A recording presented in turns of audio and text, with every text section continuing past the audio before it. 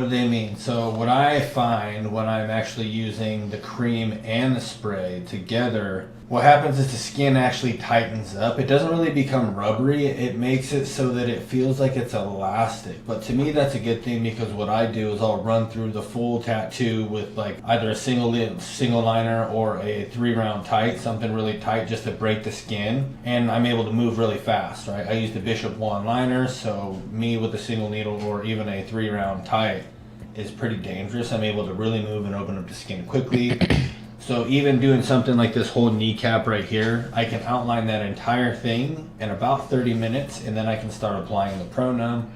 Once you do apply the Pro-Numb, it does tighten up the skin a little bit because of vasoconstrictor that acts like a big magnet into the skin, and it pulls the lidocaine. So it's pulling anything that's on the surface of the skin into the actual pores, and that's how we're actually able to deliver the lidocaine faster than anybody else right now, is because again the epinephrine inside of it, it's a vasoconstrictor. So what it's doing is it's constricting. So yes, it is going to get a little bit rubbery. Does it affect the skin though? No, I like it, because again, I told you guys I break the skin with a single liner, and then what I'll do is I'll use my line weights, and by the time I break the skin with that 3-round liner, I'll get my 9-round liner for, doing all my line weights.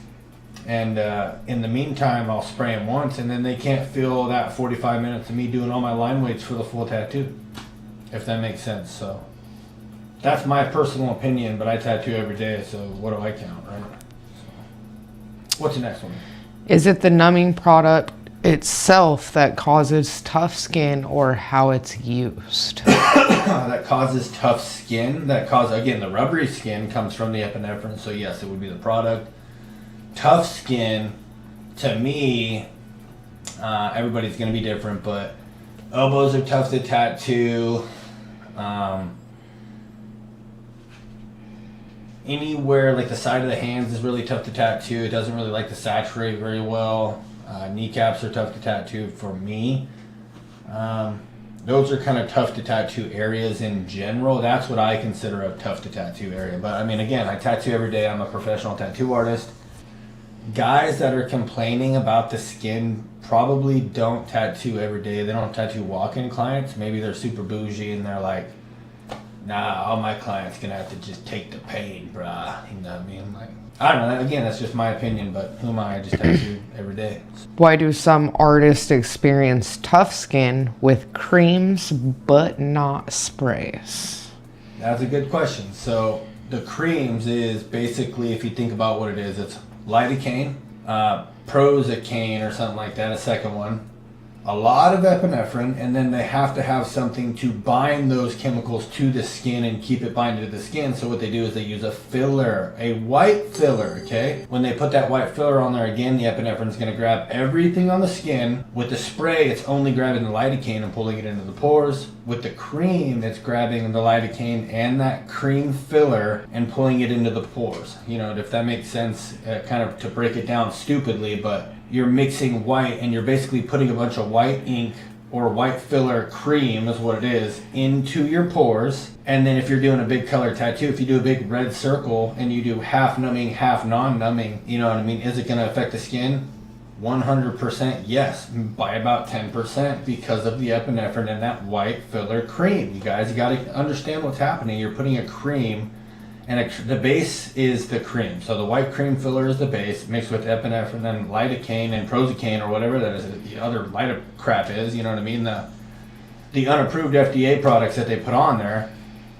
When you mix those together though, and then you put them on your actual skin, the epinephrine alone is gonna grab every chemical and pull it into your pores, including that white filler. So keep that in mind when you guys are tattooing, especially as professional tattoo artists.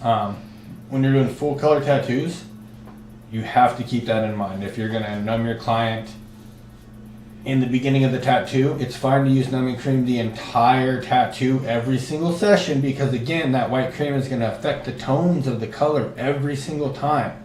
But it will affect it evenly so that you won't be able to notice by the naked eye if you use it consistently. So it's either one or the other. Either use it or don't use it. But yeah, that's how it'll be. It does dull the skin, like I said, about 10%. So The cream is going to dull the skin, and it does kind of make the skin a little bit rubbery, yes.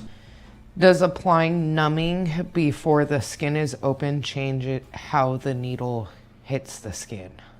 I mean, not really. I've had no issues, but again, I'm used to it. I deal with it every day. There's really no difference. If you tattoo, right? Client comes in, they want to tattoo. It's your job to do the procedure and get it done, whether it's hard or whether it's not. If the numbing cream does affect the skin, but it makes my client sit better and more comfortably where they can't feel the tattoo, then yeah, it makes my job 10% harder because I got to slow down a little bit. But again, I use really small liners.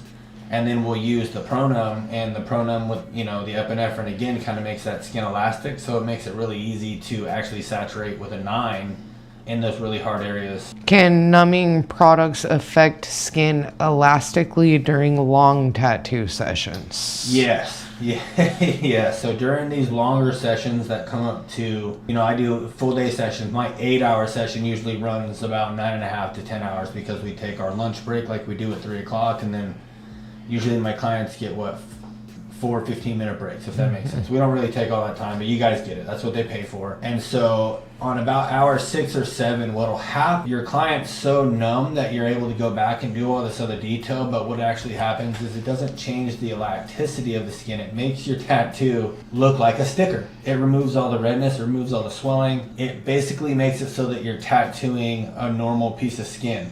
100%. So it doesn't change the elasticity of it necessarily, but it changes the look of it 100%. There's no redness. Your client's happy because it looks great, but again, you're going to go back and forth because when you're working with, epinephrine, especially any type of vasoconstrictor that's going to remove the redness of the skin, as a tattoo artist, we rely on that to do our gray wash. Like tones of red is how light the tattoo would be. If you are super used to that, in the beginning, it is going to be a little weird getting used to that, because there's it removes all the redness. Pronum removes all the redness, so it's kind of, it goes in very buttery, and then once you get it in smooth, it's there. It's super, you're going light gray or you're going over gray, period, if that makes any sense. So, is tough skin more common with high strength creams than with sprays? So I've seen a few chemical burns in my day, dealing with the numbing creams, especially the numbing creams, right? The creams are really bad. We've got, I don't want to name any brands,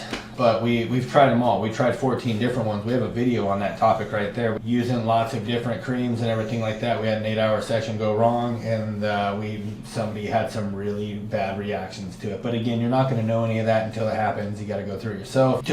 I have. I've went through it. Don't do what we did, and the cheap ones, and go through and test them out because somebody's bound to get burned. Does over application of numbing products cause skin resistance? No, hell no. I mean, if you can get 2 tubes on there, wrap that bad boy up, and you use 2 tubes every time too. I use 2 tubes. I like being numb. You do get a better, I feel that you get a better numbness with an hour and a half, closer to 2 hours before you take the wrap off, if that makes sense. When I was younger, I enjoyed filling tattoos. The older I get, I don't want to fill them no more. I'm down to the bad spots on my body where I'm good. I don't want to fill it.